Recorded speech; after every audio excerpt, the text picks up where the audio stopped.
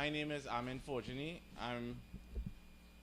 I am the Executive Director of the Tevin Robertson Sports Foundation, and I'd like to take this opportunity to welcome each and every one of you here to this morning's proceeding. As all things, I believe we should put God first. So at this point in time, I'd like to invite you to stand as I ask Miss Lystra St. John, Tevin's grandmother, to lead us in a word of prayer. Let's bow our heads. Almighty God, we give you thanks for this new day. We thank you for spared life. We thank you for the opportunity to come together here to do this development workshop to help these young men to go further in their chosen sport and to also have the sport impact on their life to make them better citizens. Father, we thank you for the opportunity and the privilege. We pray that everything that is said and done here today will be to your honor and glory.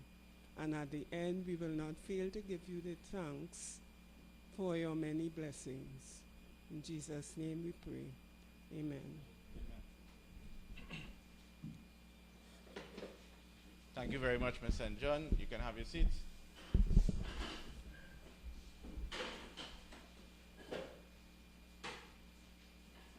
Ms. Rhea St. John, founder and president of the Tevin Robertson Sports Foundation. Mr. Sherlon Pierre, with WAC radio station. Mr. Suruj Raghunath, the Chief Executive Officer of the Trinidad and Tobago Cricket Board. Mr. Lennox London, retired fire officer and one of our speakers here this morning.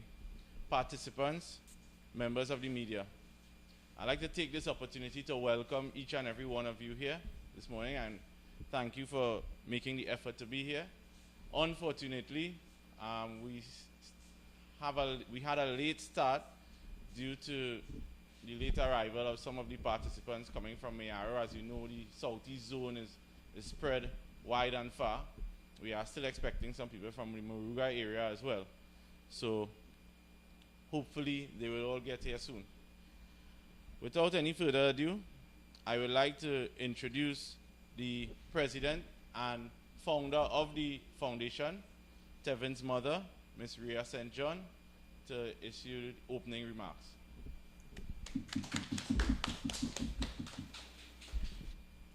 Good morning to the persons at the head table, to the media, and to the guests of honor, the boys, the young men who play cricket in the southeast zone. My name is Rhea St. John. Tevin Robertson was my son.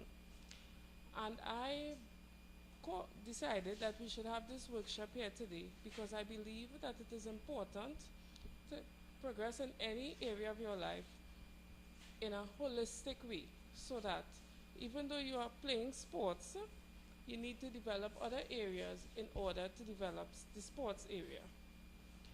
I had hoped to start with a few more boys, but as Mr. Fortuny said, we are expecting some more to fall in.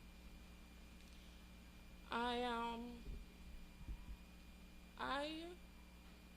understand, I believe that it is important for you young men to not only understand what cricket is about, but understand what life is about.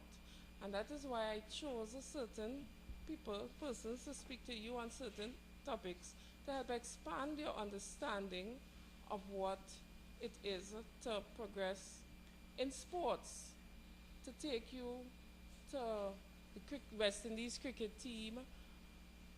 Just being a good player is not necessarily enough. You need to be a team player. You need to understand that there are different things such as discipline, of the ability to manage time, perseverance and resilience that will help you get to your chosen goals. For this reason, I have called, I wish to call as my first speaker, Mr. Sir Dragunath, to explain who Mr. Dragunath played cricket, as he will tell you, and he's now the CEO of the Trinidad and Tobago Cricket Board. So sports will get you far if you have the right approach.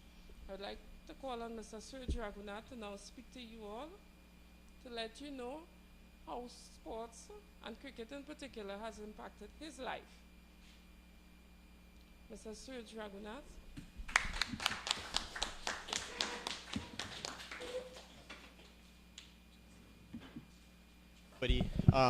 It is indeed a pleasure to be here. And let me start by congratulating the Robertson family on this initiative.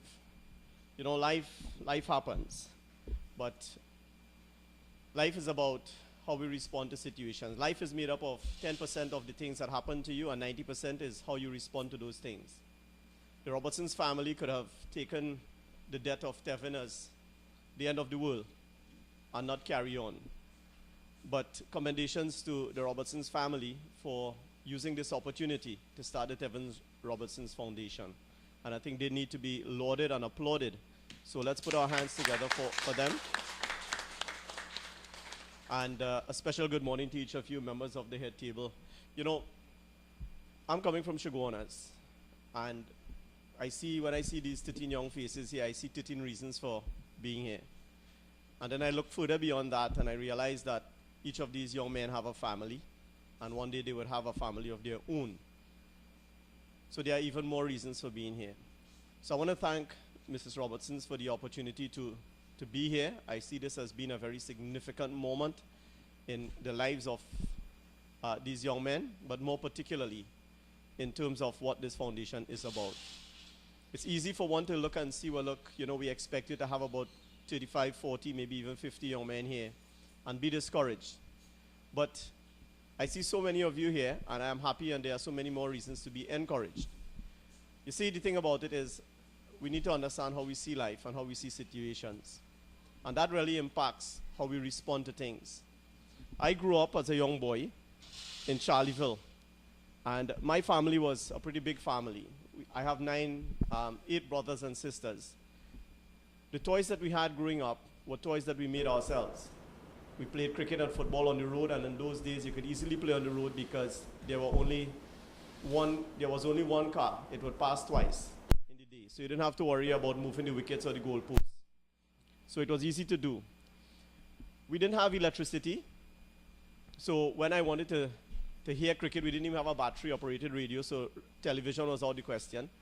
And if I needed to listen to cricket, West Indies, Trinidad and Tobago, when they were playing, it would be carried live on radio as is now. I would go across to the neighbor's house. But most of our days outside of school was spent playing cricket on the road or playing football, as the case may be. We took the opportunity to play any form of cricket. We played cricket with Clorox bottles, we played cricket with footballs, we played cricket with fruits. Anything that we could put our hands on, we played cricket with. We didn't have bats, right? So anything we could hold in our hands and put our hand around, it became a bat. That was how cricket was played in our village. And it was really the one thing that we know. When there was cricket in the community, it was a big deal. For me, going to see the guys in the village play cricket was like going to a test match. It didn't matter that every time they hit the ball, it will go in a drain or it will go in a cane field. The outfield somehow seemed to be the best in the world, even though it had cows and holes and you could lose a ball on the field of play. Somehow, cricket was impacting me in a very instructive way. When I listened to cricket on the radio, I started to imagine what it would be like playing cricket at the highest level. When I played cricket with my friends on the road, it wasn't Suraj batting, it was some West Indian batsman, because that was in my mind. I would play cricket on my own, take a ball, sky it up, hit it, and I will commentate. West Indies and Australia would be playing big test matches in my backyard. And there was bush everywhere. So every time I hit a 6, it will take me about 15 minutes to find the ball, because it was the only ball that I had. And if that ball lost, test match done. That test match cannot stop. I started to dream. So the first thing I want you to understand is that you need to dream. I dreamt about what it would be like to play cricket for Trinidad and Tobago, what it would be like to play cricket for the West Indies. And I remember the first time I saw a West Indian cricketer up close, I almost dropped dead. I was 19 years old. I had already played for the national youth team. I was at the Queen's Park Oval, not knowing that the next year I myself will be playing alongside this gentleman for Trinidad and Tobago. Tony Gray walked up to the stand. I was at the Queen's Park Oval, Jeffrey Stallmeyer stand. Tony Gray is 6'7" tall. That's quite big. On that day, Tony Gray seemed bigger than the stand itself. I was in awe that here am I standing in the midst of a West Indies cricketer. It was the greatest experience. I will never forget that day. The impact Tony Gray's presence had on me. My jaw literally dropped. I was like, and watching Tony Gray walk past me. Here's a little boy who listened to West Indian cricketers on the radio, suddenly coming face to face with one of our prime fast bowlers at the time. It was awe-inspiring. It doesn't matter where you come from. It doesn't matter who you are. You are allowed to dream. Not only must we dream, we must also pursue the dream. Because if we don't pursue the dream, then all we have is a wish. Just like all the youngsters in my village growing up, we all played cricket. They didn't make it. Why? Because they didn't pursue it. It's not that I was more talented than they were. No. They stopped along the way, and I continued. That's the only difference. And as young men growing up, each of you would have a dream. The ones who would achieve the dream are the ones who would pursue and not take no for an answer. In my family, the only thing we knew how to play was radio. We had nobody in our family or even in our village who played sport. Nobody at national level, nobody even at village level who was a standout player. Nobody in my community, except for one guy a few years later, would have played for the national youth team, and then he migrated at 17 years old. So for me to rise out of my community and play cricket for Trinidad and Tobago was indeed a big deal. But I didn't know how big that was, because I was just a little boy who loved cricket. I was a little boy who just wanted to play cricket. I was a little boy who just wanted to fulfill a dream. Young men, we need to pursue the dream. Don't be afraid to dream big. Don't be afraid to dream that you're going to become a star, that you're going to become someone of significance. Tevin was on the road to success. I remember the first day I played against Tevin. He was playing for Power Gen. I was playing with Comets, and he was playing for Power Gen. He was bowling. Gibran Mohammed was the wicketkeeper. After he bowled me 2 deliveries, I turned around to Gibran and asked Gibran, I said, who is this guy? Gibran was on the national team at the time. I came off the field and I made certain phone calls, because then I was already on the cricket board. Tevin was on the right track to achieve his goals. But I'm sure that Tevin's growing up is no different from yours. You can be even better than he was. And you can fulfill, to a greater extent, what he was hoping to fulfill. You can become a great star. You can become a significant person. You may not be a success on the cricket field, but you have to be a success in life. You can make a difference to your community. You can make a difference in this world. You can become whatever you want to be if you are bold enough and brave enough and determined enough to pursue it. So continue to dream, gentlemen. Don't be afraid to dream. And don't let anyone put any limits on your dream. The day you start limiting yourself is the day you start limiting God. Cricket also taught me about self-esteem. As a young man in 1986, when I first played for the national youth team, we played a game against Jamaica at the Queen's Park Oval. Jamaica was coached by one of the great legends of West Indies cricket, Rohan Kanhai, at that time. After we played against Jamaica, I had a standout game. The coach, Rohan Kanhai, sent a message to me. And the message came from the manager of the team. And the message was simply this: young man, Rohan Kanhai said that he thinks you have far to go in this game. He thinks you are exceptionally talented. And when the manager brought that message to me, I looked around to see if there was anyone else around, because obviously he wasn't talking to me. It couldn't have been me. You see, here was this young boy who I got into presentation college because of my cricket, not because of my academics. And I got in there to do A-levels.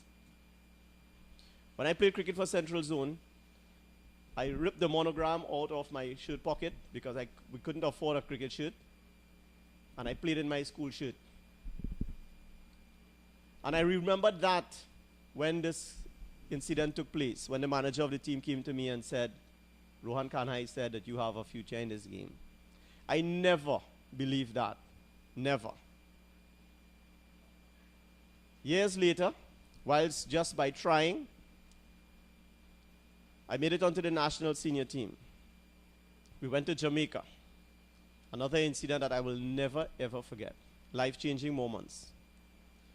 We are playing against Jamaica at Sabina Park. Patrick Patterson is bowling. He hits me on my pad first ball. I'm out for duck. Second inning, as fate would have it, I made another duck. So I made a pair. And suddenly my name is changed on the radio from Raghunath to Raghu North. It was splashed all over the newspaper. And as we came back home, I was in the mall in Chaguanas. And as I was walking through the car park, how many people do you think can fit in a vehicle?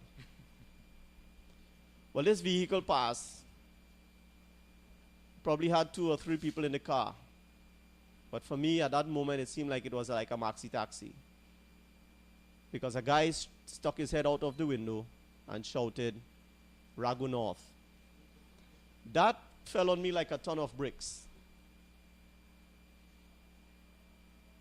It shook me, and it almost destroyed me. I remember playing a game at Gilbert Park. And I'm playing for Central. I'm opening the batting. We are playing against Tobago. And the groundsman at the back of the scoreboard, and it's a small scoreboard, and you could have turned it around, right? So people, wherever they were viewing you, they can see. He wrote my name on the scoreboard. The scoreboard just has numbers. But at the back of the scoreboard, he wrote my name. He wrote Raghu, and in inverted commas, he put a big 0. And I saw that just before I went out to bat. And I went outside and formalized that duck and came back out. I just was not feeling good. I sent on the ground. I was lower than that. I didn't even want to play. I remember at the time, I was in the Trinidad and Tobago Police Service in my early 20s. And every morning, as I walked into the police station, one of the senior officers, and it don't even have to be in the morning, when he's walking in to the charge room area and he saw me, he will start commentating. He tells nobody good morning. And this was like a stock record. In comes Patterson and he bowls to Raghu North. Where our office was an open area. His office we were on the ground floor, he was on the top floor. So they can look down on us. And he will torment me. But something clicked. And I told my sergeant, I said, I will prove to you all that I can play this game. Folks, I started to train hard, harder than I ever did. I lived about 3 miles from Chaguanas. We didn't have gyms, and even when there were, I couldn't afford a gym. We didn't have, like today, all these trainers and people telling you with all the different ways of training and how to train and all of that. All we knew, officer, was how to run. That was our way of getting fit, wasn't it? And I would run to Shugbonas. I would run morning, and I would run in the middle of the day. Because cricket was played, according to Andy Roberts, in the middle of the day, when the sun is hot. And not only was my physicality improving, but I was developing mental toughness. Just because I wanted to prove to people that I could play this game. The next year, my career turned around. As fate would have it, we went back to Jamaica to play. And Patrick Patterson had a huge reputation at that time as being the most feared fast bowler in the world. And I went there with one objective: success. I've never blocked or choked like that in my life, Amen. They were just not going to get me out. So much so that when Patterson realized that he couldn't get me out, he started to make racial remarks and use obscene language. And Jimmy Adams, who was feeling at short legs, simply turned around to me and he said, "Raghu, don't worry about him." The point is, I came back home to my officers only to hear them say, "We believe you. You could play this game." Gents, cricket has taught me now, as a result of that experience, that I'm as good as the next man. Doesn't matter how good he is. I learned from that experience that I can succeed. I learned to believe. There's a verse in the scripture which says, "I can do all things through Christ who gave me strength," or who gives me strength. I learned to believe that. You see, when I was struggling, my wife, she was my girlfriend then, came home and she put up a sign on my door. "God made you, and he doesn't make junk." I want you to remember that. God made you, and he doesn't make junk. You are worth God's effort. You are worth your family's time and investment. Don't throw away that investment. There's something inside of each of you. There's a giant that is waiting to be unleashed. There's something inside of you that if you allow it to grow, it can take you to places that you've never dreamt. My cricket didn't stop there. My dream was to play for the West Indies. But cricket didn't always have good days. Cricket had those days like in Jamaica, where you made 2 ducks. Cricket had days where, when you did well, you were not guaranteed selection.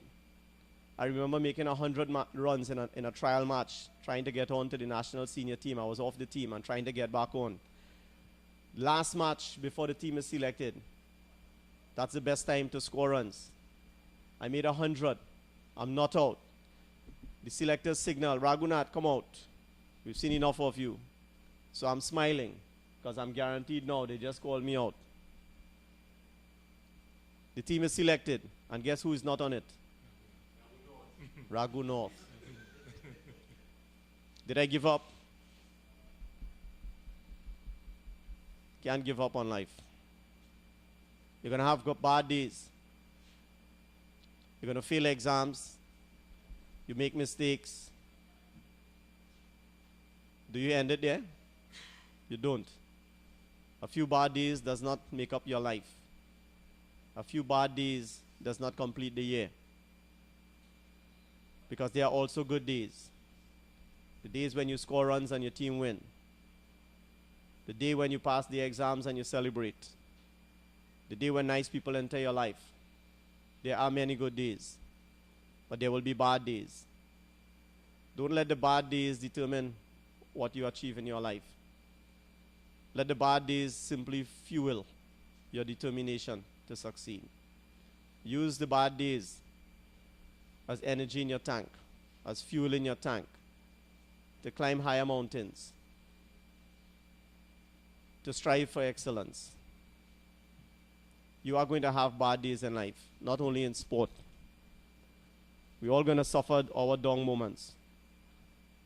But that must not determine how much we strive, or how hard we strive, and how much we want to succeed. Cricket has also taught me the importance of fellowship. We all live in an environment where there are other people existing, in our homes, in our schools, in our cricket teams, in our communities, on our jobs.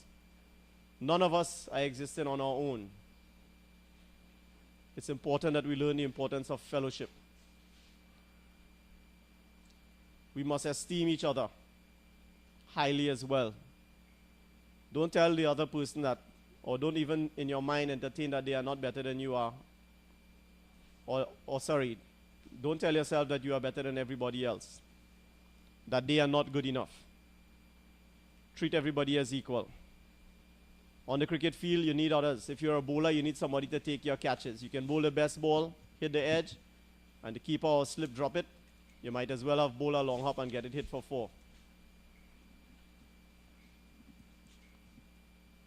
You need people. Even if you're batting, the runs you score is yours. But guess what's happening if the other person doesn't run your run? That person at the other end might also come down and just give you some encouragement. Because when you're out in the middle batting in a cricket match, it's just you and your partner against everybody else at that stage. So you need the people around you. You need your friends. You need your teachers. You even need the critics. Because if I was not criticized, I would not have fulfilled my potential. So the critics are good. Don't hate them. Just hate what they say. Don't personalize things. Just be determined.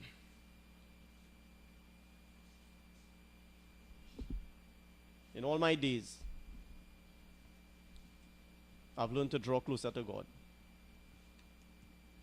And at the end of it all, what I've achieved so far in this life, I'm not going to take with me.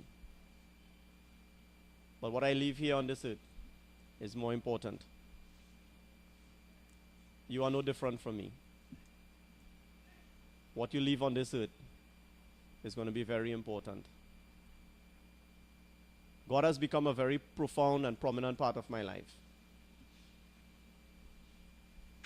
And it will be amiss of me if I don't tell you that you need God in your lives. When God made this world, He said it was good. When He made Adam, He came down and had fellowship with Adam. You are the best of God's creation. He has made us a little lower than the angels. And God wants to have fellowship with you. And you need to give God place in your life. Trinidad and Tobago and this world is becoming a godless society. And all that we are seeing today is as a result of people having no fear for God and no care for mankind. We must make the difference. We must make the difference. You must make a difference. You must not be, and God didn't intend for you to be, another human being. It is God's intention that we all make a difference, that we touch our life, that we help someone, that we be a blessing, because we are all blessed. And today, the Tevin Robertson's Foundation is set up to make a difference.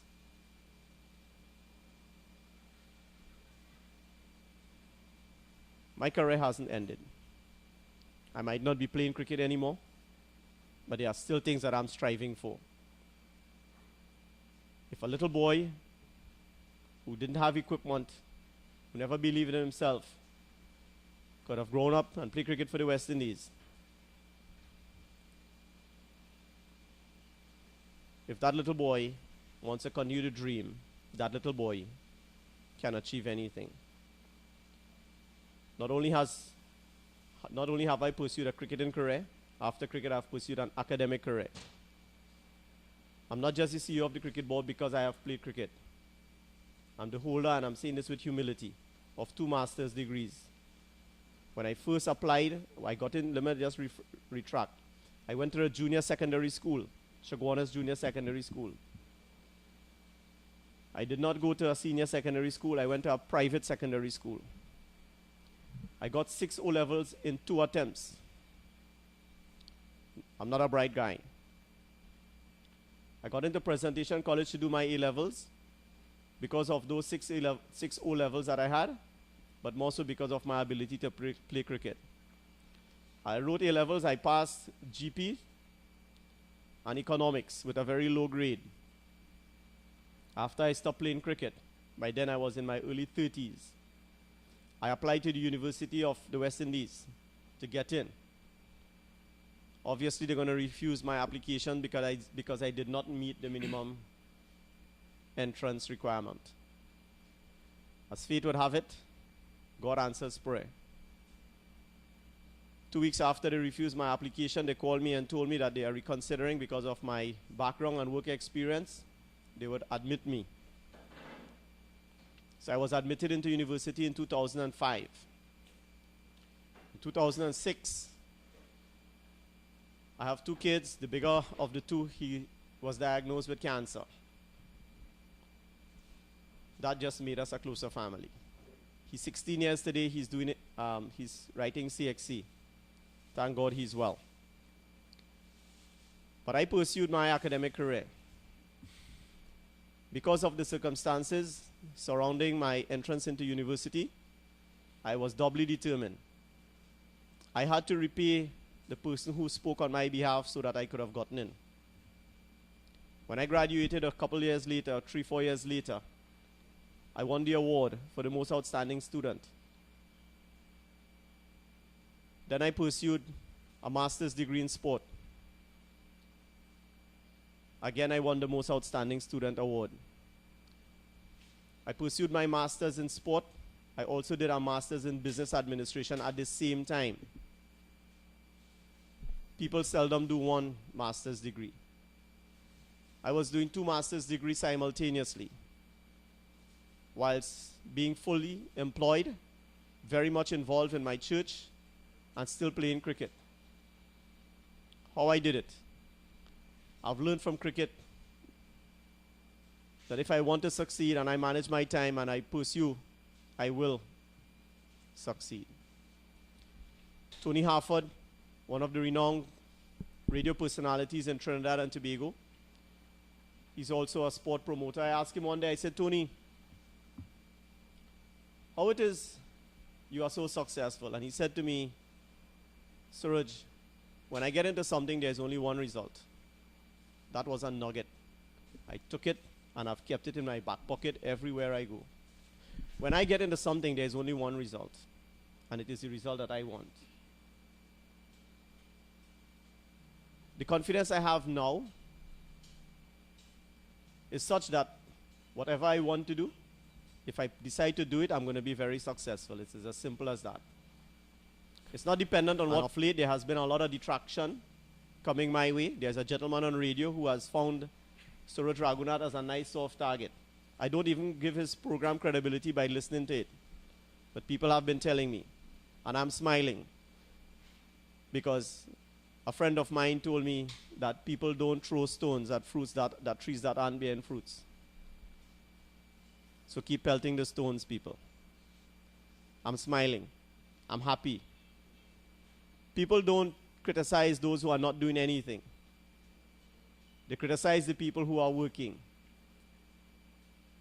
I'm not stupid to ignore the criticism, but I'm going to use that to make me better, not bitter. Why? Because I have a promise from God that whatever I put my hands to do, it's going to prosper. I believe that. And whatever I get into, when I leave it, it must be better than when I get out. As I close, let me tell you, in life you do 2 things. You enter and you leave. You were born into this world, you will die. You entered this compound, in a while you would leave. In everything, you start working one day, you enter the world of school, at some point in time you're going to leave school. You enter into the world of work, at some point in time you're going to leave work. That's just the law of life. You enter and you leave. Friends, how you enter the next phase is connected with how you leave this phase. So if you leave your school in poor standing, don't expect to enter into the world of work in good standing. You carry with you certain things when you leave. When I leave, I'm also leaving stuff.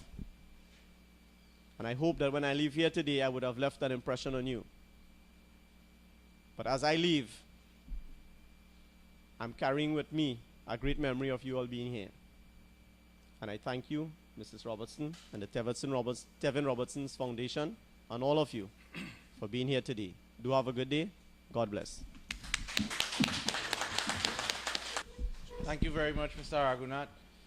Gentlemen, I don't know if you all realize how privileged you are to have been witnessed to Suraj and his short speech to you here this morning. All right?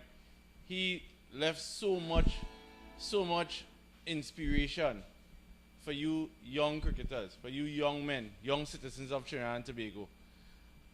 I think for me, one thing that stood out from what Suraj said was dream big, and don't give up.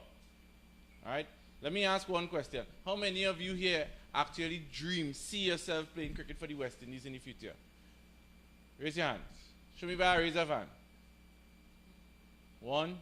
All right. Well, that shows me that everyone in this room needs to start dreaming big. All right? Even if it is not on the field of play. All right? Remember, in cricket, you can also pick up a career as a scorer, an umpire, an administrator. All right?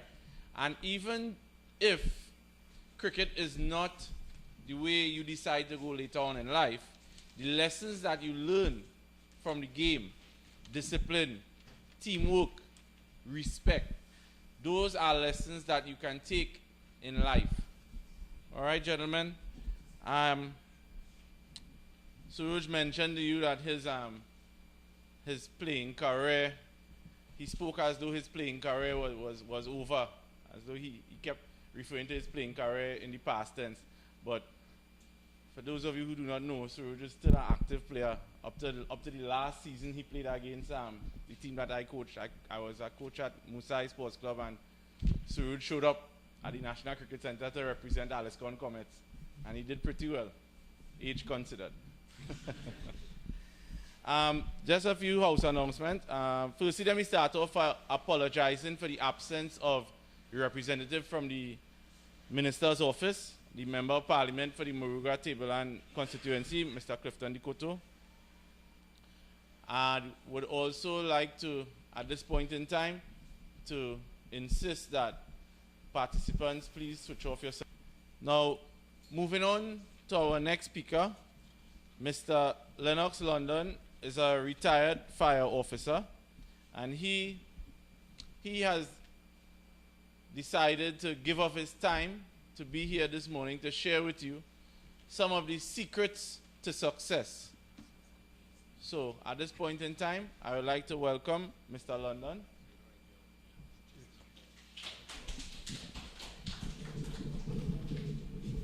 President, protocol at the head table continues, right? Let me say it's really a pleasure to be here this morning, to be part of this inaugural workshop. I think you guys are fortunate that you have somebody like the Robertson, or people like the Robertson family, to really get this together, to really go about changing lives. Before I start off, I just want to see if we have a couple of parents, right? I just want to direct something at the parents. First question, how many of you are here this morning because you love cricket, the boys? How many of you came because your parents told you to come this morning? No, I say this because my father wanted me to be a fast bowler. When I was told, he said, so he saw all the dreams in me being a fast bowler. But my dream wasn't to be a fast bowler. In fact, the only cricket I had loved, I mean, we grew up at Mayaro. I had loved playing cricket on the beach. That was fun for me, but cricket as a career for me wasn't part of my option. So sometimes the parents see their dreams and they try to have it manifested into the children. Right? What happens is that the child might play the sport because of to satisfy the parents. Right? Actually, I went into athletics, and even though it wasn't to the father's satisfaction, he came around to understand that that was my calling. So as parents, sometimes you need to recognize that what we want might be what the child might want, and we need to go around and support them.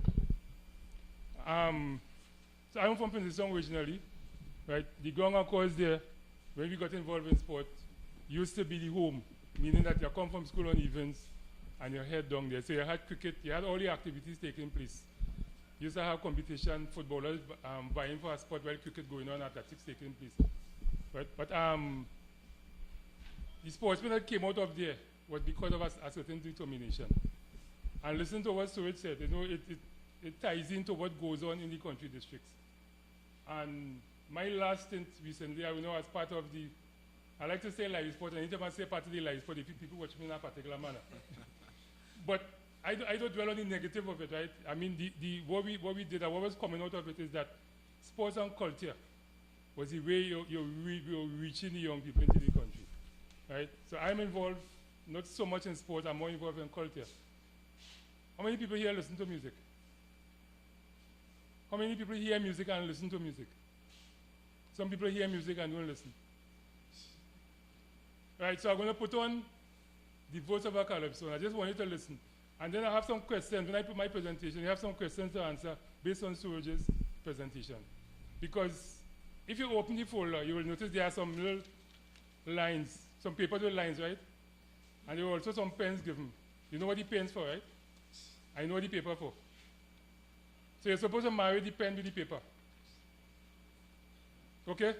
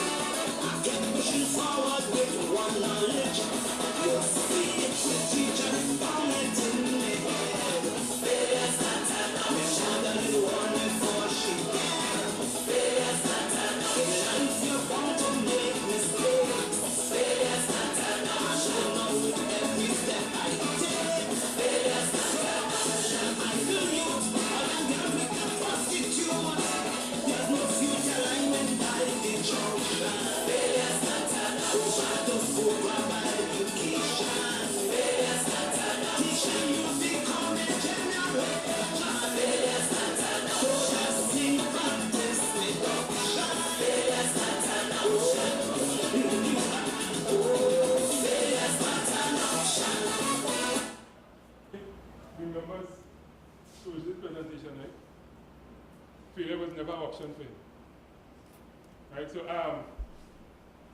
my presentation is supposed to be looking at the secret of success, right? A secret is supposed to be something that most persons are not aware of, but the secret of success is out there. Right, we'll just bring it up here. Right. One of the things that was common in what you were saying also, that you realize that most successful sportsmen do not wait on the coaches, or do not depend on the coaches. And we say in life, responsibility for your success, your life, no one else's. So your success depends on you, not your parents, not your coach.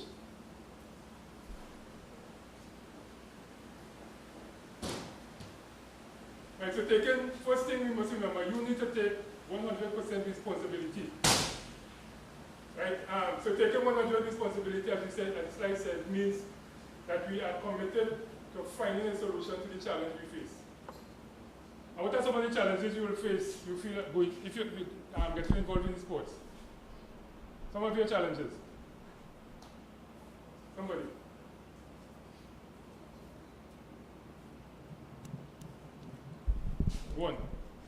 One challenge.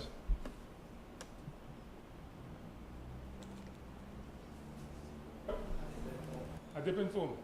Okay. Okay, next one.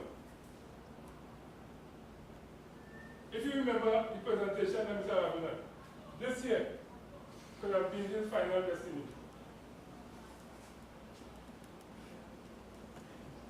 You all remember the presentation, right? This could have been his final destiny. Right? It's a simple way of stop. And the first thing we do is start to blame and complain. We find all the excuses why we shouldn't, or what is causing us not to.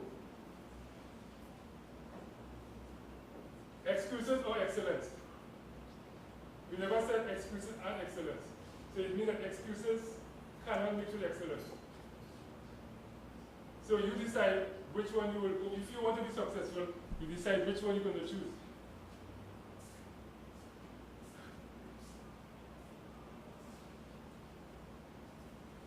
So 99% of all failures come from people who have a habit of making all the excuses. We always find a reason why. How many active players we have? Active player.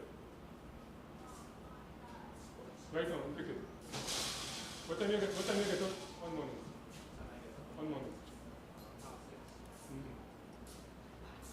Who get up anywhere around 5 o'clock on morning?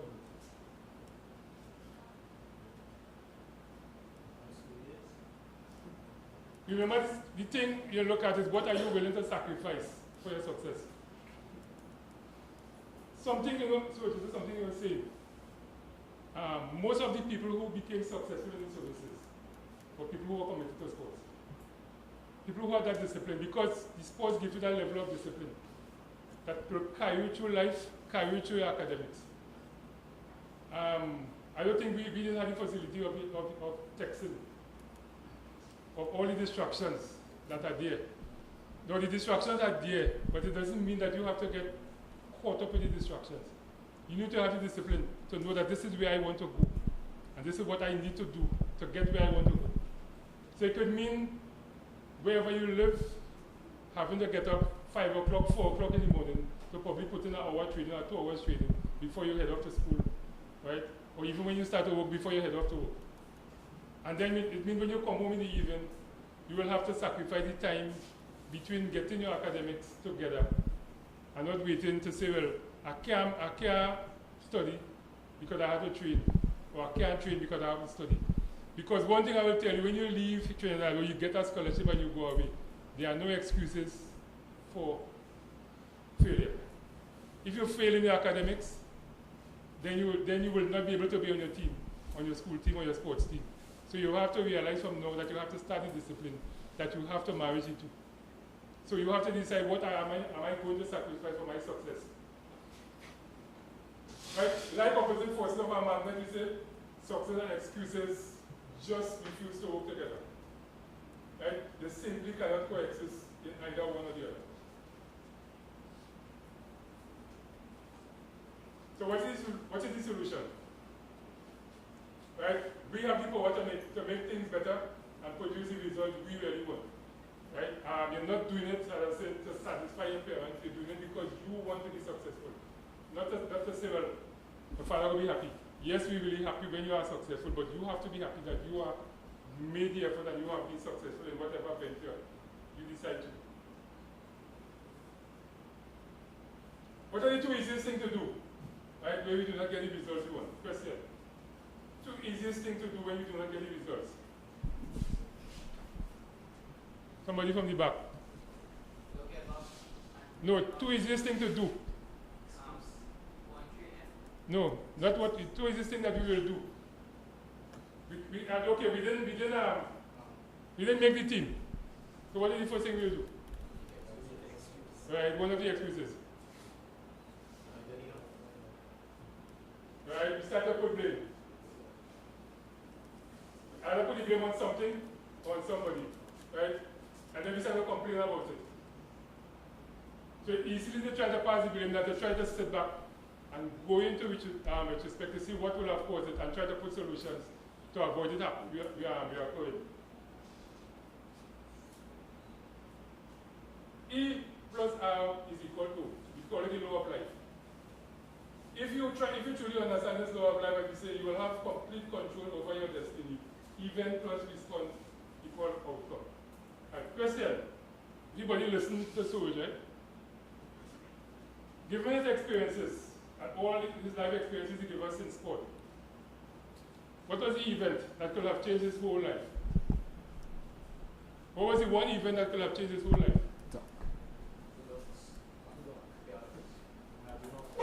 Yeah? Okay, the event started with the double dot. Right.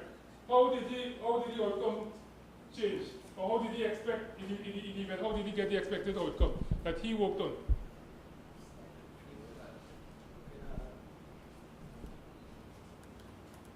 His responses. Based on how he responded to the double dot. Right? Because remember, a negative could become a positive based on how you respond. Right? So the response that he gave was a positive response, right? To show the people who are calling him Wagonot that he is not Wagonot, and turn around the notes with a one in front of it. Right? So remember, this E plus R, this will carry you through your entire life. The event plus the response. Right? Which one is the constant? Which one is the constant? That's something here wouldn't change. Right? You'll always have the event, whatever particular event in your life, right? Based on how you respond to this outcome, this event will determine your entire outcome. Right? Everybody will have a particular event that could affect the entire outcome, which could affect your entire life, which could affect you. Right? Like for instance, example, I was doing good in athletics. And then I choose to follow some other guys who say, hey, you can make it in rugby.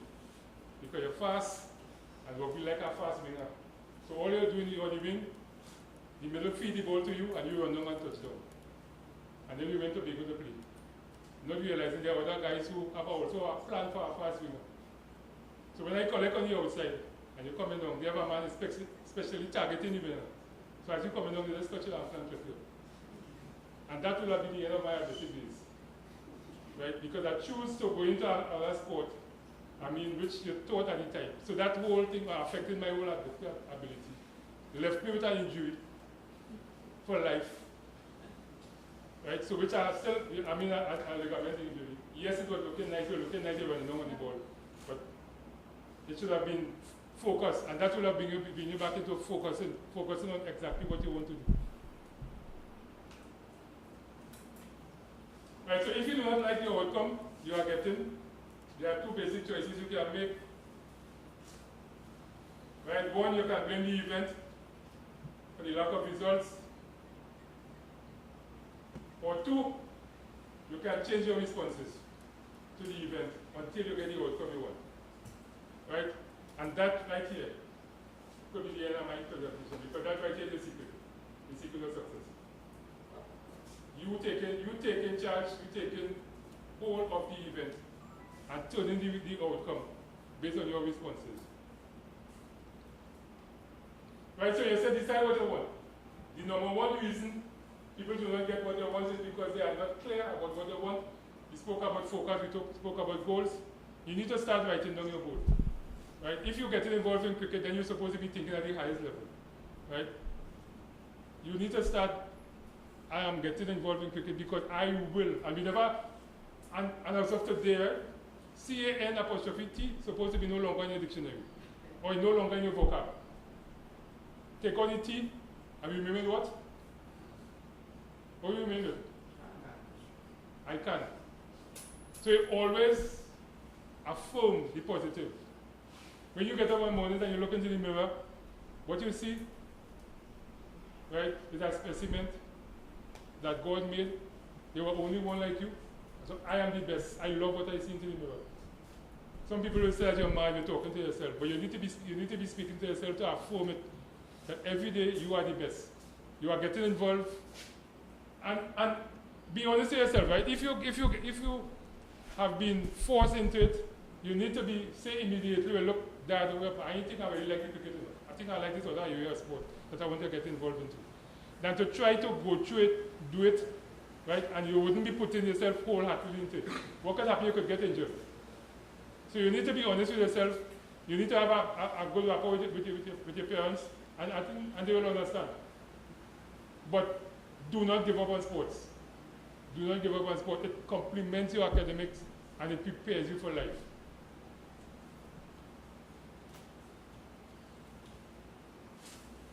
Right, so write down what you want. Write down what you want. There's something called, they will talk about our vision board. Actually what you are doing is writing down what you want and keeping it in front of you. So it goes in and it stays on your subconscious. So every day you look at it, right? And let me tell you something, right? These things that we talk about is positive. I'm managing a guy right now. And we were doing the 2-4 karaoke. So the day before I went on by him and I spoke to him, I said, what number you want to sing? He said, I feel I want to sing last night. I said, well, nice. Focus on number 20, because we had 20 contestants. I said, focus on number 20. Keep focusing on number 20. We went up to the master and, you know, you pull number 20? When he pulled it, he started to laugh. I said, he said, Salon, this thing that's working. I said, focus on number 20. You actually bring it into the vision, right? You focus on it, you see it happening, you see it become a reality. You actually do not say, I hope. You say, I will. I will be successful. Or I am a success. So at the end of 2015, you could start looking back and seeing December 2015 and smiling at the success you will have achieved over the year. Right? So everything comes in, and it stays here. It manifests in the subconscious, and the body reacts. Right? So that is why we talk about the negatives. You try to avoid the negative talks. Actually, if you have people around you who are feeling negatives, sometimes we need to get away. We need to drop it.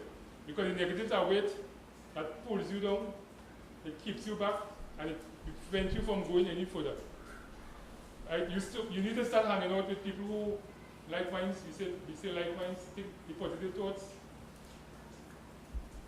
In focusing on what you want, you also need to be aware that there are certain persons you might aspire to be, or you might be trying to emulate. You need to be careful, because sometimes when you find out where they reach, or where they get, what they get, or where they reach, how they reach, it might be positive for you. Right? And remember, you need to start reading. You need to start doing your research.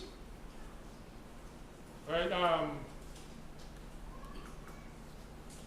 We have Dr. Sinek, yeah? Dr. Sinek, right? Same way after this. Random Dr. Sinek. Okay. Right, you might see particular, like I remember, some of you guys might remember this. Years ago in the Olympics, there was a particular guy whose whole focus was on winning the Olympic gold. So they would have been doing anything to win the medal. He did win the medal. And at the end of the day, he was humiliated because he was tested positive. Right? There was a guy by the name of Ben Johnson, out of Canada. Right? We all had admired him pre-Olympics because we were looking at his development. We're not doing the other substances that they were using. Right? To give you a false sense of security or a false sense of development. You need to be aware of that. You need to be aware there are also coaches who could try to use you for their success. That means that they could try to get you to use the particular enhancers to make you be successful so that they could get other contract because they feel that by having a successful athlete on their hand, they will also become successful. You need to be aware of that. You need to be aware of the substances around, right? So this is, at your age, there's no reason why you can't start doing your researches. As I said, the whole secret of success, as I said, depends on you, depends on your knowledge of the game, learn the game, understand the game, research the game, look at those who will have played before, learn the techniques, right? Because as I said, success, the 99% of the success depends on you. And the 100% will come, the 1% will come from your coach. And even though as the presentation goes along, feel free to ask any question. So I just have one more slide I want to show you. And I want you to think, look at this carefully, just about 3 minutes, and to think. It's good. Any concern? Anybody want to get out? Anybody anybody feel it's something looking too hard and difficult to make it to the top?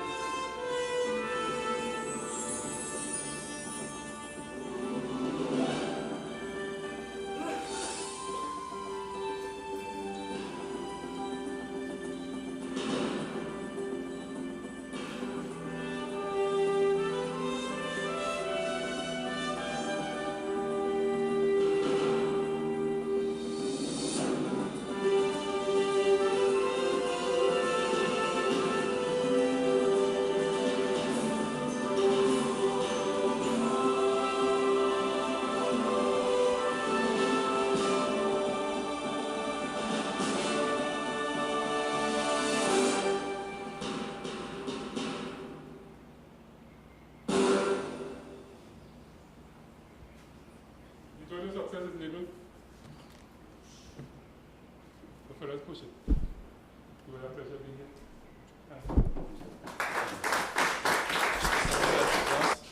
This morning, and guys, I want to ask of you to take what Mr. London said here this morning, the messages that he transferred to you this morning. Take it as not only in the realms of cricket, but live your life. Stop making excuses. Start setting goals. And do research. Research. Find out what you need to do in order to achieve the goals. Right? And what is the best way of achieving those goals. Okay, gentlemen, I know that you have been sitting here for a while now. At this point in time, we're going to allow you a little break. You can go across to Mr. London and speak to him.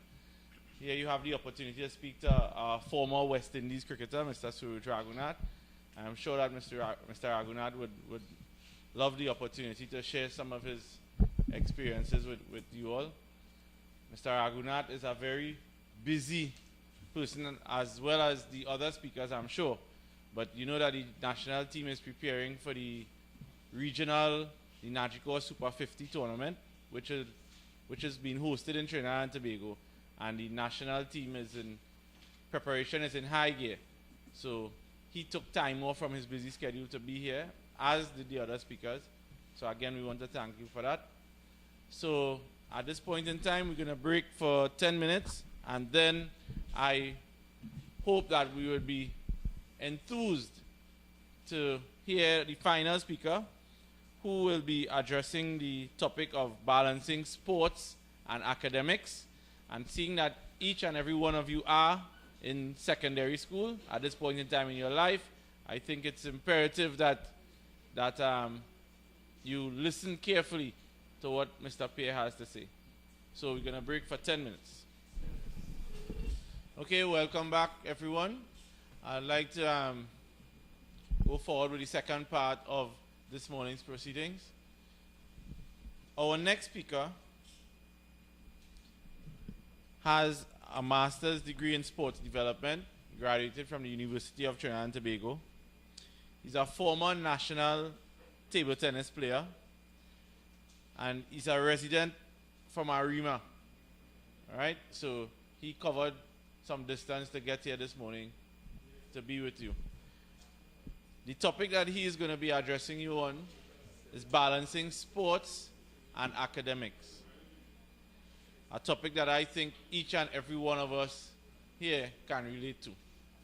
So, without any further ado, I would like to invite Mr. Sheridan Pierre to share his attitude. Let's welcome him, please.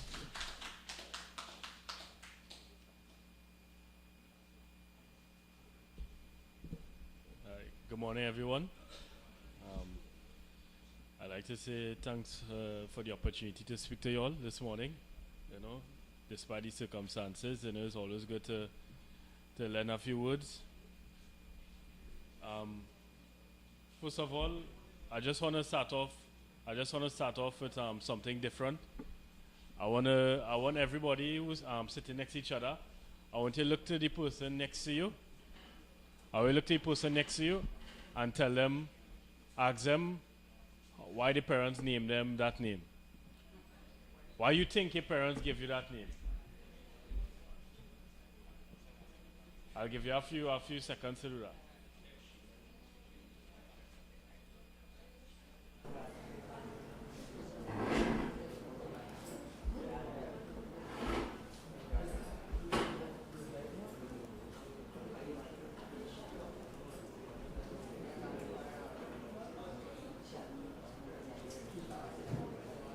All right. Anybody finish? Let me hear what his name is. Yeah, Adrian. And why his parents name him Adrian?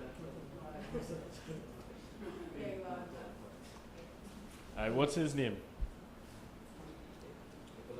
Why his parents name him Nicholas? You don't know? Well, how are you supposed to know who you are if you don't know what your name means and why your parents name you? Sometimes they name after athletes.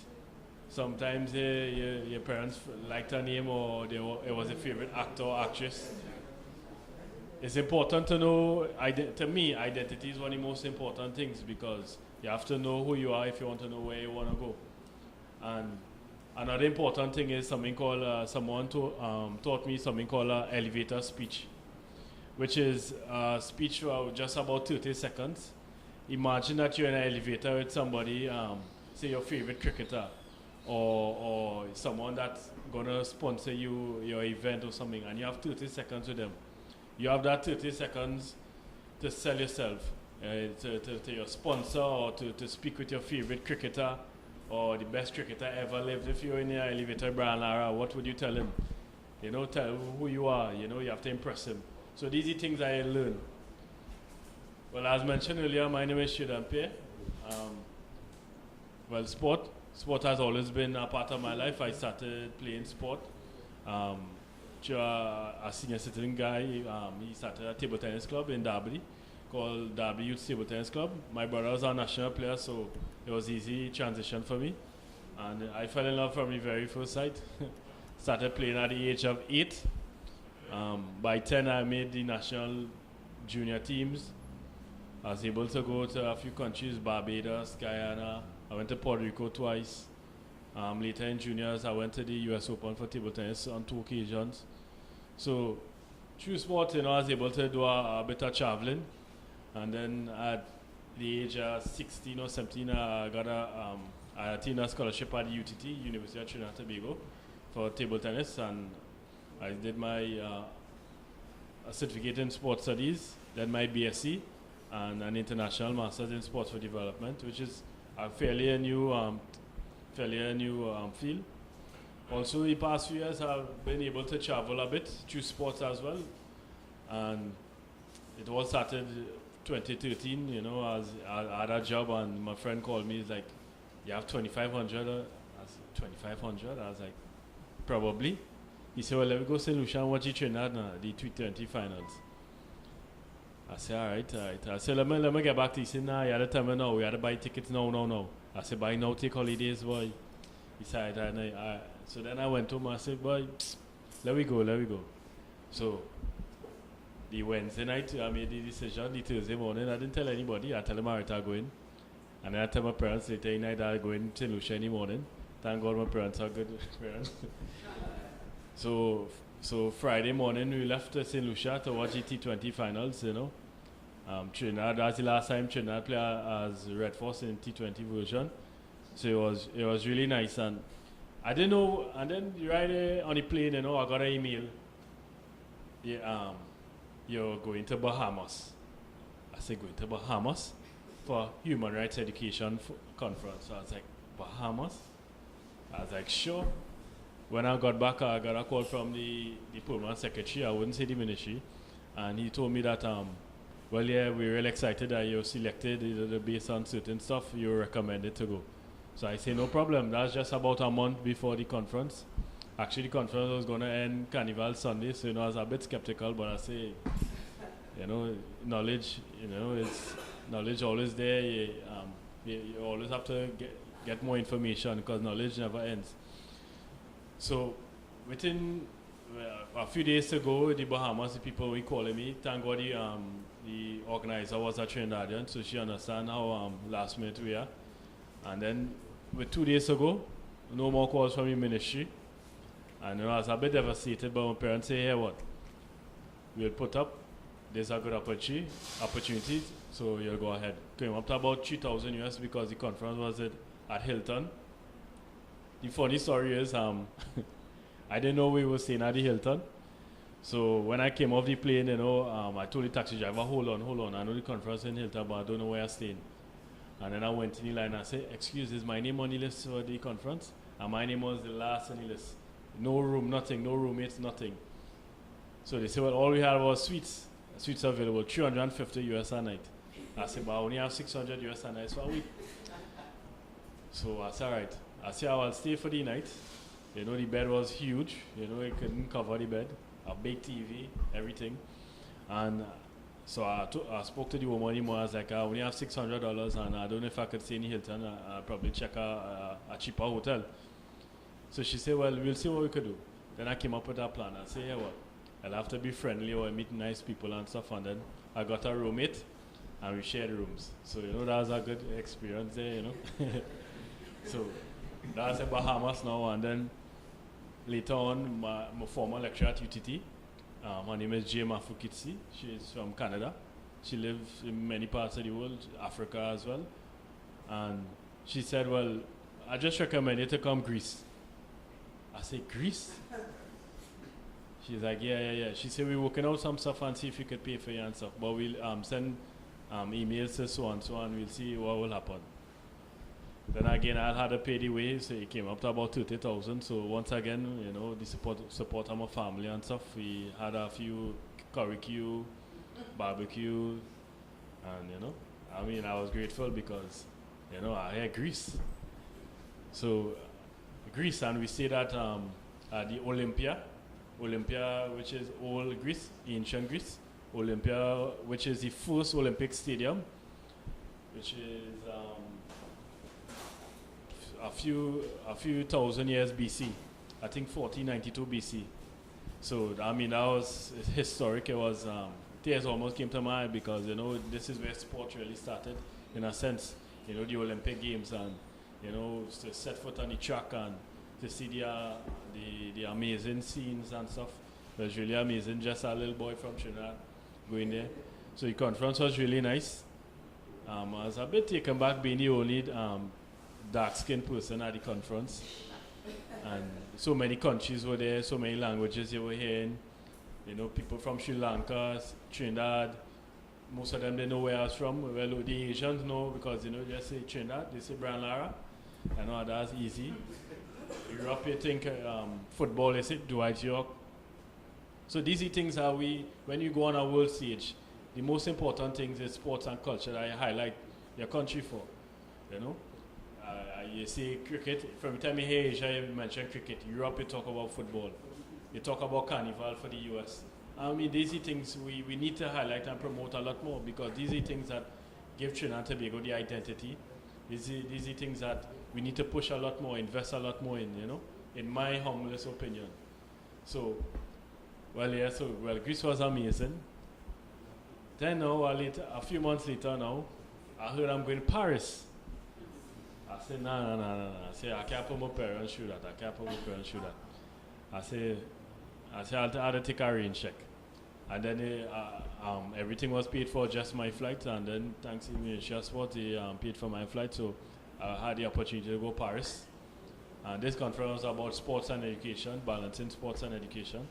And sport and education is very similar, because most of the time sport now we look at the elite. Most of the focus is on the elite. Only the international players will get recognition. Only the national players in the country will get recognition. And the grassroots and recreational players are not being highlighted much, which is the same thing as education. From the time you leave preschool and you enter primary school is always for the elite. We're going to do in SCA to get the best school, to get the best grades, head into university. It's only the elite. And it's not really education for all, it's not really sports for all, it's not really sports for health or sports for everybody to be physically active every day, or education to learn. It's just education to pass the exams. So that's what the conferences was really about. And even in the last day of the conference, my friend called me, it's like, what are you doing now? I said, well, I'm heading back to the room. Well, the good thing I speak a little French, eh? So he was like, well, I got 2 tickets for us to go and watch a game. I said, which game? PSG, a Champions League game. I said, no. I said, so, you know, I had the opportunity to watch a Champions League game, PSG versus Olympiacos. I don't know if you all know Zlatan Ibrahimovic, Edison Cavani, all these players, you know, I was able to see because I got some nice seats. It was really amazing being in a stadium. 60,000 people, and within 5 minutes the place clean. Garbage gone, everything. So it was really nice to see, you know, sometimes you could tell when you're in Trinidad, especially Tobago is a lot better, but you could tell in Trinidad when there was a party and how much people was there by the amount of rubbish you see the next morning. So it was a nice experience there. Just the winter, you know, was a bit troublesome, you know, to overcome. And just a few months ago, I returned. I went to to Russia. Yeah, to Russia. To me, Russia was one of the best. It was one of the largest conferences I've been to. Over 160 countries were represented. My language, well, not my language, my accent was tested every day. Also, it's difficult speaking to people and they don't know that Trinidad and Tobago exists. They don't even know the Caribbean exists. I'm telling you, so, I mean, how are you going to describe to someone who don't know where the Caribbean is or do even know the Caribbean exists? It was a very difficult task, and then again, that's where sports and culture comes in. That's where I started to use things like Bob Marley, Rihanna, started to use Usain Bolt. Like Joe. Well, Dwight York to extend to certain parts of the world, but it's more Europe. Well, Asia, from the time I say Brian, I was like, there was an Indian guy in my camp, and I was like, hey, well, I know Sunil Narayan and Karen Paul and them fairly well, I have a fairly good relationship with them, and he was like, what? He started to go crazy, he couldn't believe it, he wanna shake my hand. I said, I'm not Sunil, way to shake my hand, but it's just, and well, I was in camp with the Africans because they think I was from Africa, and I was with the Egyptian, Tanzania, Uganda, people from Uganda, and it was really amazing that there's more about building young leaders, and I was taken back because my roommate from Uganda, his name is Happy. That's his real name. His name is Happy. When he was born, the doctors, he came out smiling rather than crying. So the doctor told him name him Happy. So that's another topic because in Africa they're not really named after your father or your mother. It's the village where you're from. So that's another story. And then as with the Egyptians, so he was explaining to me how they get their names. That they carry their grandfather names, their father names, then their names, so their names long like this. So everybody is Muhammad. So you just say Muhammad and everybody turning around. So, and I mean, they were telling stories about their country, about how they never use toilet paper because they don't have toilet paper in Egypt. So, I mean, when you hear these kind of stories and the culture shock, you just have to nod your head and say, okay, and proceed. So the guy from Uganda was telling me the average salary in Uganda is about 10 US a month. 10 US a month, which is just about 60 TT. So imagine you living in this sort of poverty and stuff. And I was amazed that they were still motivated enough to make a change despite their circumstances. He still found a way to be there, to increase his knowledge base. And I spoke to a guy from, where he's from, boy? I can't remember where country he's from, but there was genocide a few years ago. And Rwanda? No, not Rwanda. It's an Asian country. And no, I'll tell you, it'll come to me just now. Yeah, and in order for him to survive, that part, the genocide was about 25 years ago, and his parents had to, his mom was killed. His father is a doctor, and they were killing the educated people, like the doctors, the nurses, the teachers. And his father was a doctor, but he played the role as a taxi driver, and they lived in the car just to be saved. So when you hear the kind of stories, I was a bit taken back. Tears had a roll on my eyes, so I pray like I was sneezing. Because you hear the kind of stories, and then I read on the news the kind of things that was going on in Trinidad. That time was around the sports scandal, and so I mean when you weigh the two stories, it was real heartbroken. I was a bit heartbroken, but so and then I picked up a guy who had family killed in World War I, World War II, and in the Yugoslavia split in the World War, and I've been part of that. I mean, when you hear the kind of stories, the World War I thing it didn't really affect us much because we're so far away, but to hear stories of people who were directly involved, you could only imagine the kind of problems that they go through. So, all in all, in the past years, I've traveled a bit, and the knowledge that I've gained from the different cultures, and England, the way England look at football and cricket is just amazing. I have a cousin. He's a West Ham fan, and every time he's going in London, he has to take out his flags and stuff, because last time they pelt down his car with egg every time he goes into the city. So I mean, it's the level of fanatic and the way they support their teams is different over there compared to us, you know. Brian Lewis, the president of TTOC, said just after the women's game, he said, we are fans of events, not fans of sport. When a big event come, we jump on the bandwagon. And from the time a team progressing, at this early stage, we don't know anything about them. But later stage, we know everything about them. We go on Google, we go on YouTube, we find out everything about them, and then we know about them. So, I just want to, right now I'm trying to start a little company. It's called Ilameya Management. It's Ilameya means dream with me in Egyptian, in Arabic with Egyptian accent. I got it from my friend in Russia. So I mean, I said that's a really nice name. So what I want to do is try to do motivational sessions and, you know, into schools and groups and stuff, because in my opinion, I think these kind of events and these sort of ventures is what's going to help curb crime and improve society and stuff. Well, you know, sports is the bandage for everything, every ill in society. They're using sport to fight crime, they're using sport to fight obesity, using sport to do this, using sport to do that. You know, is the scapegoat for everything now. But I think if we have something structured and consistent, not just one-off sessions, but continuous, the more time we have to try and evoke change, I think will be best for everybody. All right, well, enough of that on that topic, you know. I just want to talk a little bit about success. I know the previous presenter spoke about it a bit. And there's a difference between success and achievement. To me, I think success is intrinsic. You know, it's what motivates you, is what you use to measure yourself. You know, so success, I can watch you in the red jersey and say you're successful. I don't know you. You know, we might watch Kishon Walker and think he's successful, but to him, it's for him is intrinsic. If he say, all right, yeah, I'm successful, Mr. Raghunath, he may think he's not successful in cricket. He didn't success all his dream. He's not successful from all his dreams, you know. But I might look at him and say, well, you're successful.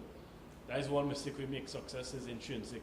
Only the person could say if you're successful or not. But achievement now, we look at achievement. Achievement is more materialistic. It's extrinsic. So, you know, we'll think Kishon Walker is successful. Why? Because he achieved a gold medal at Olympics, you know. So someone win a World Cup or a cricket game, or he achieved something, so we might look at him as being successful. You understand the difference? So it's only you will be able to determine if you're successful or not. And I had a long journey, of course, coming from Arima, so I was able to jot down a few points. And I came up with five ingredients of success. To me, the first one is passion. You can't be successful if you're not passionate for what you want to do and what you want to achieve. You know, because motivation is the only factor for success to happen. So you must be passionate. You can't be playing cricket and not passionate about cricket. You know, I read a book, Beyond the Boundary, you know, by C.L.R. James. He said in those days he could tell you the batsman first name, middle name, last name. He can tell you how much runs he make, his personal best, his bowling figures, because they were passionate about cricket. You know, they went the full length, you know, to understand cricket. The next one, to be persistent. You know, you never lose sight of your goals and your objectives. And you must never give up when the challenges arise. You know, you will always face challenges. You know, many of us face our own hurdles, and to overcome it, you must never give up. So never give up is the second one. The third one is knowledge. You must always keep learning. Interaction. You just had Sir Raghunath here. How much of you all went and speak to him? I mean, this is a former West Indies cricketer, Trinidad and Tobago player, CEO of the sport that you play in. You have to make use of this opportunity. You have to say, well, Mr. Raghunath, next 10 years, you'll see me button, opening the button or something like this. You interact with people who you think is meaningful. And books, I'm not talking about you must read, you know, knowledge. When I was your age, I never liked reading, but I see the importance of it now, you know. I'm fulfilling my mother's wishes of reading a book. You know, because she always say, you must read, look at the vocabulary. Your vocabulary sucks because you don't read. And they say, you don't know what this word means because you don't read. But reading, you know, not read Facebook status and stuff, yeah? But, you know, you have books, you have, you know, meaningful stuff. Preparation. You must be flexible in planning. We all know we plan, you plan and sometimes it doesn't happen or it doesn't plan out the way you plan it, you know. But you must be flexible. You must be able to expect the unexpected. You must be able to say, all right, you're going training and rain come, make you go training. Still do all the push-ups, do all the sit-ups, pick up your butt, shadow, all these things. You have to have a plan B. And the last one, being a risk taker. Don't be afraid to take calculated risk. Calculated risk. I'm not saying the risk to do some sort of stupidness or stuff, but it must be calculated risk. Things that will come back in return. So in Russia, a guy was saying what it is to have a successful life, you know, to enjoy life. So he said he have 3 things that he looks at. He said motivation. So he's like, how do you spell motivation? So everybody said, he said, no. He said motivation is motive and action is motivation. So you must have the motive and you must have the action to support your motives. That's how you spell motivation. Secondly, he said, seek pleasure. So, you know, everybody said, ooh, when they hear pleasure. He said, like, no. Do things that you enjoy. You know, spiritual is most important for him. You know, you must believe in whoever you believe in, you must believe in that person, believe in God. You know, and have hobbies, do things you enjoy. Make sure you do things that you enjoy. So every weekend or every night you come from school, after you play sports, you do your homework, do something that you enjoy. And lastly, he said to avoid pain. Avoid the wrongdoing. Avoid things that may hurt you. Avoid doing things that you may not like. Avoid hurting people, because when you hurt persons, it might come back to haunt you later on, or you might feel hurt because you hurt that person. And well, I was a student athlete at UTT. You know, we are training 4 o'clock in the morning, go training, come back home, bathe, go to school, come back home, go training, come back home at night. When the night comes, you can't even talk because first you're tired. You know? So, and them time we had my line, be mobile, I had my line on digital at 3 calls after time, but you had no use for it because you're so tired. You know, because it was something new to me until I adjusted. So it's difficult being a student athlete. I know the athletes are being not victimized, but there's a ideology that athletes are not smart. Athletes are stupid, or athletes don't have good grades, or athletes can't study, or athletes are not academic. I mean, you hear it all the time. And at the early stages of UTT, you know, they were looking at us, look at them athletes, look how they're giving them food free, and you know. I mean, we were victimized, you know, but at the end of the day, everyone were friends because when sports, they come and we win in all the events, then they start to be friends with us. It started off from there. So, you know, you'll be victimized as an athlete, but don't be victimized. You're something special, you know. You're a student and you're a student plus. You know, some of us, there are people who normal routine, they just go to work, you come back, they do nothing. Students, you go to school, come back, do nothing. You know, it must be a plus in this day and age, especially when you're representing Trinidad and Tobago is a plus, you know. So I think another few tips I jotted down as well. First one is communication. You must be able to communicate well with your family, with your coach, friends, professors, teammates, and believe it or not, despite being so young, you must be able to network, and you must be able to sell yourself. You know, wear your uniform with pride. You know, when you're walking on, they say, "Wait now, you playing for Power Gen?" But now you went in Stevens College. You make all the runs. I'm not saying to be cocky or overconfident, but let them know who you are. You know, show them. Don't let your chin touch your chest. You know, keep it high. Secondly, set academic goals. Set academic and sport goals. You know, they say, all right, you're doing 8 subjects. I'm going to pass all 8 subjects. You know how to pass by final, but you're saying, all right, I go realistic goals. You know, we know smart. You know, you all know smarter. Smart goals. It's, you know it? Smart goals. Yeah. Specific. You know, set specific goals. Specific. Don't say I want to be like Brian Arrow. I want to be like Brian Arrow by the Yeah. So specific, measurable. Measure it. Yeah. A, achievable. Achie- Something that you can achieve. Realistic. Realistic.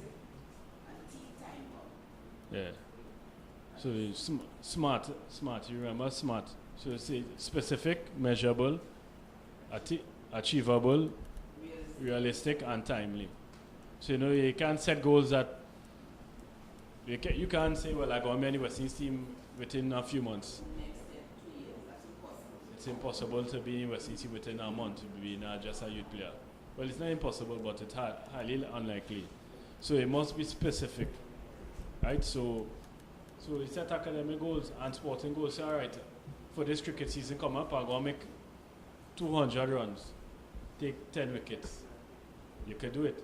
You could pass all subjects, and they start from, and then you evaluate, and then you move on. You say, all right, this season I didn't make 200, I make 150. So this is important. Learning skills. You know, there's a few people who don't know how to study, and trust me, I didn't know how to study. I only learned to study by force, you know. Some of us don't study, and that's important. So learning skills, you know, they're taking notes, discussions, you record. We in this time and age, you could record your training sessions. You know, everybody has a smartphone now. When you button, you have one in front of the side, take a little picture or take a little recording, a little 2 minutes, watch your technique. You don't need to rely on anybody. You don't need to rely on TV, TV station to come and take a shot of you. You have tablets, you have video camera, you have everything now. So, you know, record yourself, record your marks. You know, this term you got 60%. All right, the next one he went 70, and next one he went back to 60. So with the recording now, we could say, well, all right, something happened in the last term. So it's important to record. Time management is one of the most important, of course. You know, you have to be able to balance sports and education. You know, sports and schoolwork, which is a task. But trust me, there's rewards at the end. So you must be able to balance properly. Stay healthy. Eat, drink, and rest. Eat, drink healthy, and rest. That's the key. Eat healthy, drink healthy, and rest. Trust me, rest is important. And I mean, you must have a little junk food now and again, but I mean, you have to eat healthy. Trust me. You know, when your parents cooking provision, you say, no, God, this thing, eat the provision. Resources. You know, one of the biggest things in most of us see in Trinidad and Tobago that we have lack of facilities and resources. And trust me, we are the best in the Caribbean. When you go places with one stadium and one facility for the whole country to use and stuff. So don't believe everything is here. I mean, it could be upgraded, or to me, most of the facilities are underutilized. And the people, most of the time people use it in the afternoon, where everybody's available. You're talking about national athletes, you're talking about recreational. So when you're a national athlete and recreational, have to use the same facility. I mean, there's conflict and there's confusion there. But make use of the resources that you have. When you look at video clips of these Brazilians like Ronaldinho and Ronaldo, and where they came from, where they play, where they started playing, the football fields were horrible. were horrible. The resources were horrible, but they made use of what they have. You have you complaining about cricket nets, and there's actually have a net, a cricket net behind your house, and you complain about how the net's ain't good. Make use of the resources you have. In schools, use the library. Question the librarians. Question the teachers. Say, but miss, how you sure this correct? This is the only way you will learn. Question your grandparents. You know, a person once told me having a grandparent is better than any dictionary. You know, because they know everything. So question them. Question your parents. Who said if your parents used to play sport? Question them. Daddy, how you used to bowl? How will you used to get this man out? Then he was the best batsman? Question him. That's the only way you will learn. You know, and most of all, be positive and be aware. Be aware of your surroundings. Be aware of the critics. There are critics. Just be aware of them. As I mentioned, be confident but not overconfident.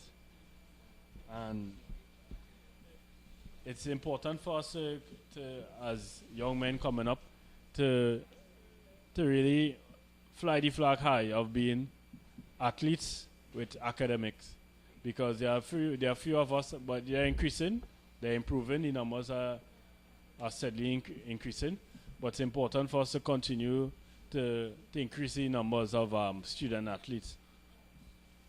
I think if you look at I think New Zealand cricket team, I believe 90% of them, 90% of the players have at least a first degree. You know, when you look at, they were able to balance, and it's a good practice as well. You know, I know you know Kumar Sangakkara.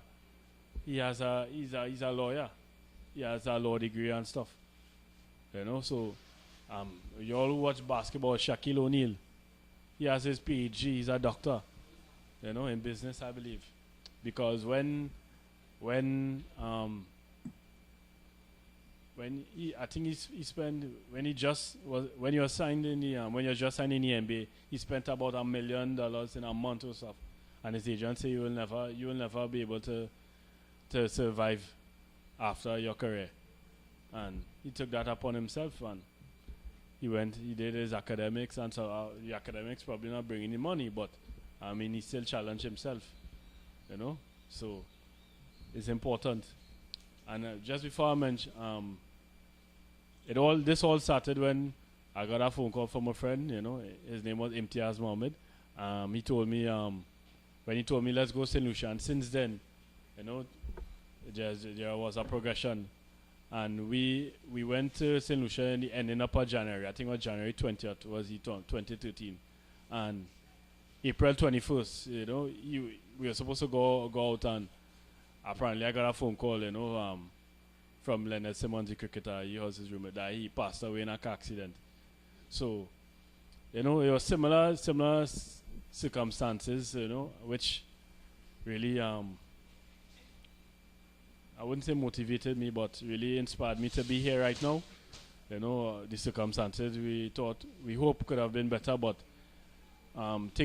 ventures like this could only improve lives as we continue to give back to society, and hopefully we never know, just a few of y'all may be on the Trinidad and Tobago team next 5 to 10 years.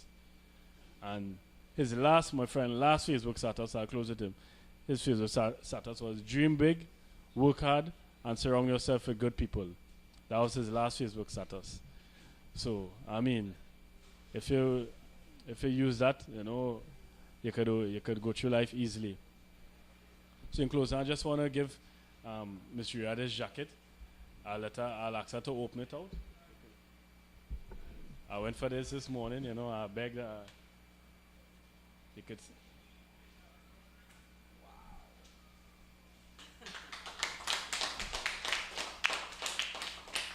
You could read it out.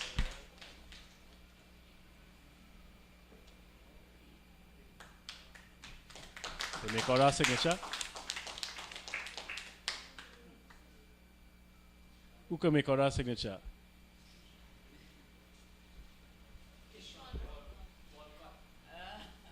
Right.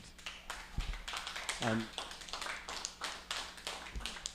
I had to go by his house early this morning for that. He's a good friend of mine, and Actually, this is one of the jackets he wore for 2012 Junior Olympic campaign. So it's quite meaningful, and he's quite happy that he, is in a right place at the Tevin Robertson Foundation. Thanks very much.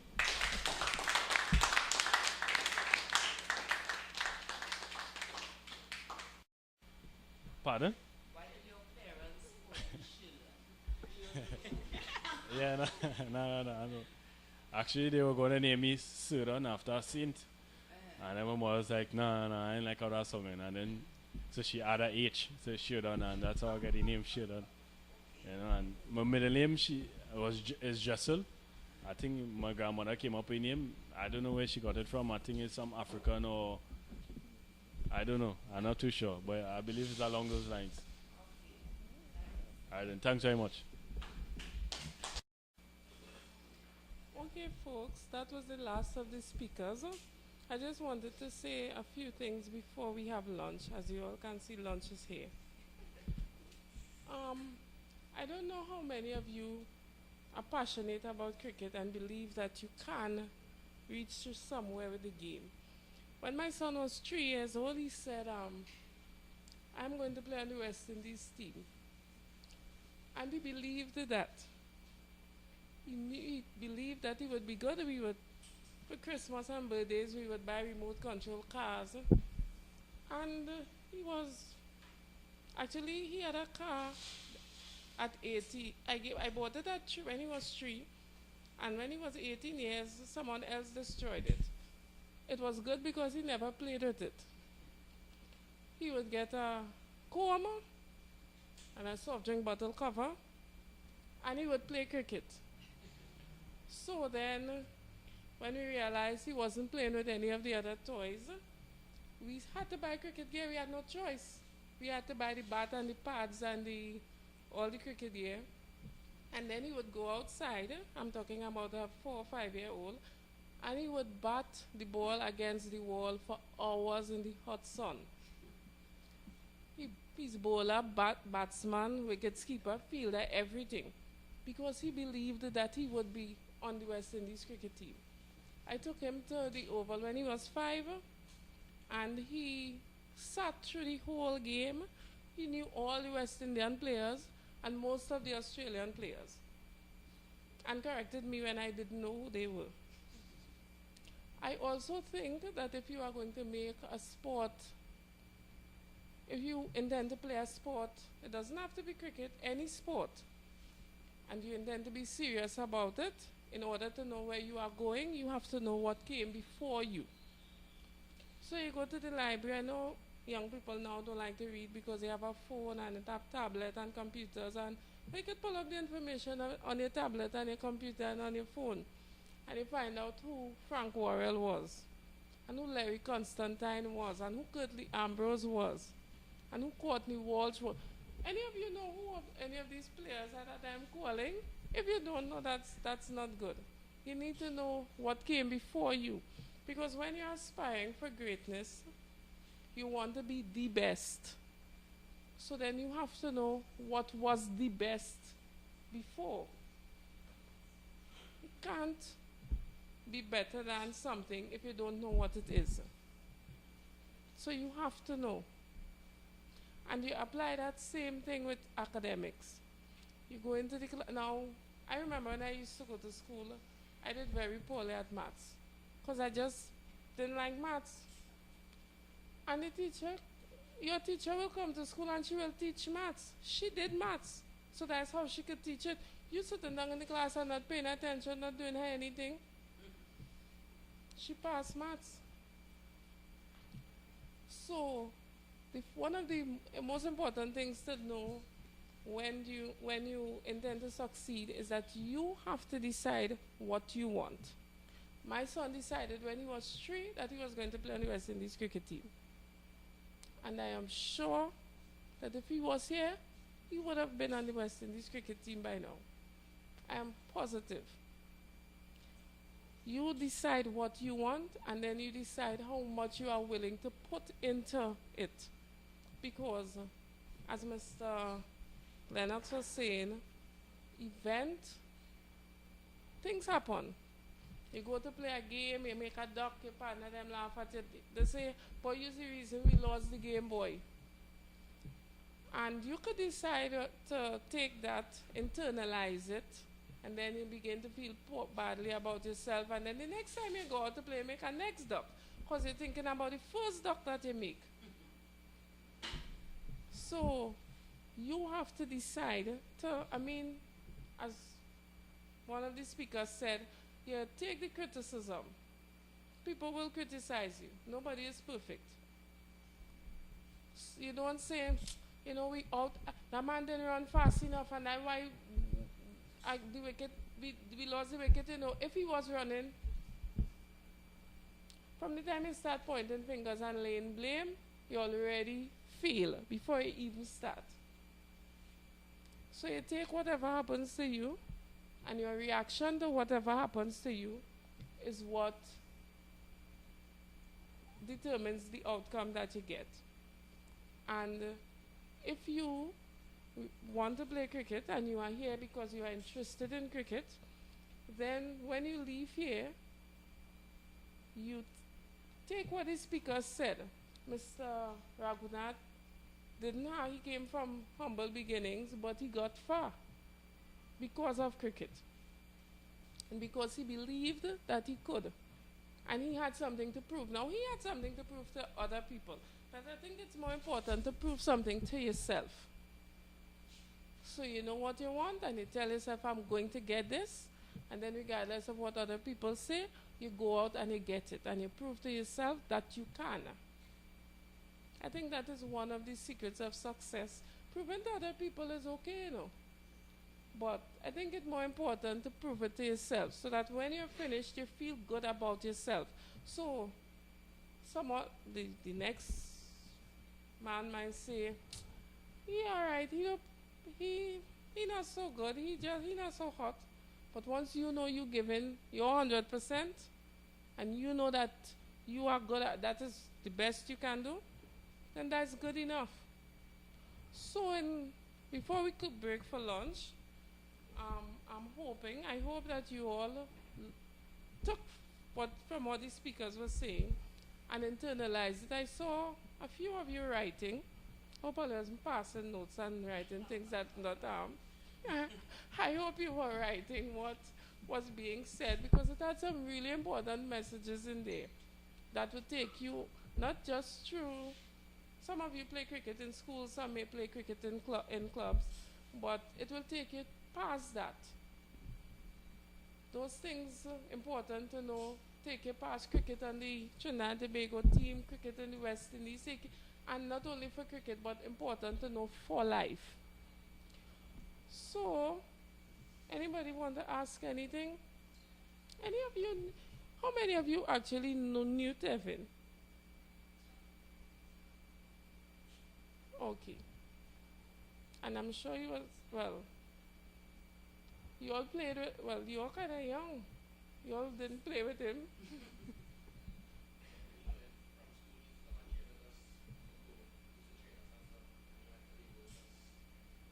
Okay, right. Yeah, I know you used to train some players in COVID, and how do you all know him?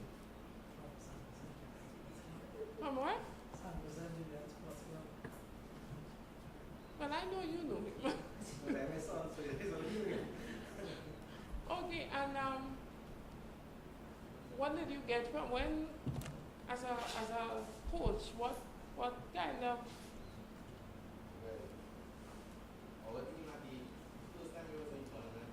I'm using my please. Pass it in.